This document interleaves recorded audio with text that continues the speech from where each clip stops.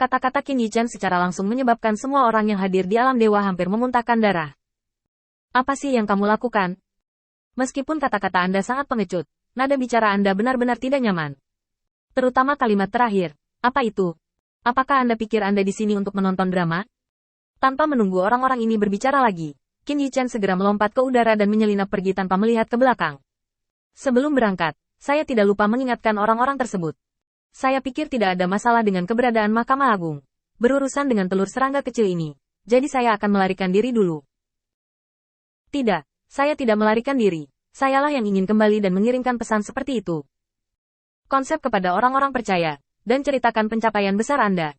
Itu dicatat dalam file kuil penguasa cahaya. Apakah Qin Yichan benar-benar berani meninggalkan orang-orang di alam dewa dan mengabaikannya? Dengan situasi kuil Guangzhou saat ini, Qin Yichan tidak akan pernah berani. Namun, banyak hal telah berubah. Begitu orang-orang dari alam dewa ini muncul, telur cacing menjadi sedikit gelisah. Qin Yichan menilai dari pengalamannya yang kaya dalam menjinakkan binatang bahwa telur cacing akan menjadi liar. Di mana ada kerumunan seperti itu di sekitar orang lain yang menonton, bayi. Bukankah ini membunuh orang? Bahkan binatang buas biasa akan menjadi ganas ketika mereka menghadapi situasi seperti itu. Belum lagi apa yang dilihat orang-orang ini adalah rahasia telur.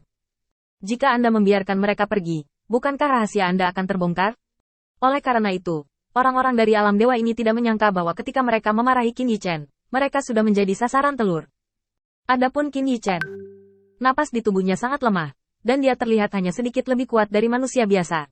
Tidak peduli berapa banyak lagi, tidak ada apa-apa. Apakah semut seperti itu dapat meninggalkan cangan Starfield ini hidup-hidup adalah sebuah pertanyaan, dan tentu saja tidak sepadan dengan upaya cacing itu sendiri. Dengan pelarian Qin Yichan, beberapa orang di alam dewa semuanya tercengang. Salah satu dari mereka tiba-tiba tersenyum. Benar, dia melarikan diri. Kami akan melaporkan kasusnya dan membiarkan Mahkamah Agung menghukumnya. Hehe, sumber daya ini benar-benar diambil dengan sia-sia. Hanya dengan penglihatan ini, melarikan diri ketika Anda melihat kami. Bisakah biksu menjalankan kuil? Hei, kataku, mengapa kita tidak melapor bersama? Ada banyak sumber daya yang dihargai. Cukup bagi beberapa dari kita untuk berbagi poin. Beberapa orang di alam dewa mengangguk. Oke, karena kamu sudah mengatakannya, tentu saja yang terbaik adalah menjaga kedamaian kita. Sebenarnya, sayang sekali dia belum selesai berbicara. Saat berikutnya, angin kencang meraung dari belakangnya, langsung menghancurkan separuh tubuhnya. Meskipun dipukul dengan senjata tumpul, itu serapi pisau. Dapat dilihat betapa kuatnya telur itu. Qin Yichan, yang telah melarikan diri cukup jauh, mengamati situasi di dalam dari kejauhan. Melihat salah satu orang dari alam dewa telah jatuh, dia tidak bisa menahan diri untuk bersiul. Kakak yang baik, ayo dan bunuh. Kalau tidak aku tidak akan bisa menjelaskannya kepada orang-orang di Mahkamah Agung. Qin Yichan merasakan perasaan yang menyenangkan di hatinya. Dalam keadaan saat ini, cara termudah baginya untuk menghilangkan kecurigaannya adalah membiarkan orang-orang dari alam dewa ini mati. Bagaimanapun, kekuatannya sendiri ada di sana, dan dia tidak bisa menjadi lawan dari orang-orang ini. Semakin banyak orang yang jatuh, semakin kecil kemungkinan Mahkamah Agung akan mencurigai dirinya sendiri. Tentu saja, bukan karena Qin Yichan tidak merencanakan yang terburuk. Orang-orang ini hanya perlu membuka mata dan berbicara omong kosong, seperti yang dilakukan orang-orang ini sebelumnya, dan mereka masih tidak bisa menyenangkan diri mereka sendiri. Namun, setelah begitu banyak orang dari alam dewa jatuh, apakah perhatian mereka masih tertuju pada diri mereka sendiri? Konon, kemunculan tiba-tiba dari musuh yang kuat selalu dapat mengalihkan sebagian perhatian alam dewa untuk diri mereka sendiri. Qin Yichan masih memikirkan hal-hal lain di sini, ketika makhluk racun tiba-tiba bergegas keluar dan menggigit lengan Qin Yichan. Tampaknya dia melakukan yang terbaik, tetapi sayangnya, Qin Yichan tidak ada hubungannya, tetapi mematahkan gigi monster itu beberapa kali. Qin Yichan dengan tidak sabar mengulurkan tangan dan meraihnya, melemparkannya ke tanah, dan menginjaknya dengan satu kaki. Kamu berteriak lagi, dan aku akan menginjakmu sampai mati. Qin Yichan awalnya hanya peringatan bawah sadar. Setelah 3 napas, Qin Yichan tiba-tiba menarik Twilight dari kejauhan dan menatap monster yang berperilaku sangat baik di bawah kakinya. Apakah mereka benar-benar memahami ucapan manusia? Ini mengejutkan Qin Yichan. Qin Yichan memiliki beberapa petunjuk tentang kekuatan monster ini. Awalnya, Qin Yichan berpikir bahwa ini adalah alat yang diproduksi secara massal dengan anggota badan yang patah. Tetapi sekarang tampaknya hal-hal di luar harapan Qin Yichan.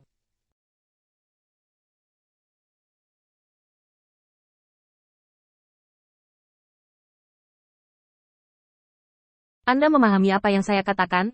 Jika Anda mengerti, mengangguk 2 kali. Jika Anda tidak mengerti, gelengkan kepala Anda. Qin Yichen melihat monster di bawah kakinya dan mengangguk 2 kali. Dia tiba-tiba mengulurkan tangannya dan meraih monster di tangannya. Pada saat yang sama, kekuatan iman langsung mengunci monster itu dengan kuat. Di tepi terluar, ada susunan besar ki spiritual yang tak terhitung jumlahnya, yang dengan kuat mengikat monster di dalamnya. Qin Yichen mengulurkan tangan dan menepuk kepala monster itu dengan ringan. Jelas bekerja sama dengan saya pikir Anda harus tahu tingkat tubuh apa yang tidak boleh Anda kenakan. Qin Yichen memberikan pengingat yang ramah, dan kemudian membawa monster itu kembali. Tepat ketika Qin Yichen meninggalkan telur cacing sejauh 1 kilometer, niat membunuh yang dingin tiba-tiba muncul dari punggungnya. Qin Yichen membuat keputusan yang menentukan dan meninggalkan TKP secara langsung dengan mengandalkan kemampuan transmisi kuil penguasa cahaya. Lagi pula, terlalu berbahaya di sini, kelalaian apapun akan merenggut nyawanya. Pada saat krisis muncul, Qin Yichen langsung memilih Sanren. Adapun malu atau tidak, itu bukan sesuatu yang bisa dikendalikan Qin Yichen. Qin Yichen tidak punya waktu untuk melihat apa yang terjadi pada saat teleportasinya, tetapi beberapa orang yang hadir sangat jelas. Monster itu menyerang langsung ke posisi Qin Yichen, dan ekor besar itu meledak dengan kecepatan yang bukan miliknya. Dan dihancurkan dengan kekuatan besar. Tidak sulit untuk membayangkan seberapa serius konsekuensinya jika Qin Yichen terkena pukulan yang satu ini. Dan nasibnya hanya sedikit lebih baik daripada para dewa yang dipukul sebelumnya. Setidaknya tubuh dewa tidak akan mudah hancur. Tetapi bahkan jika tubuh ilahi dapat bertahan, Qin Yichen dapat yakin bahwa dia hanya dapat memiliki separuh hidupnya yang tersisa. Kekuatan telur cacing telah terungkap ketika ditembak, dan itu adalah jenis kekuatan yang sederhana dan sederhana.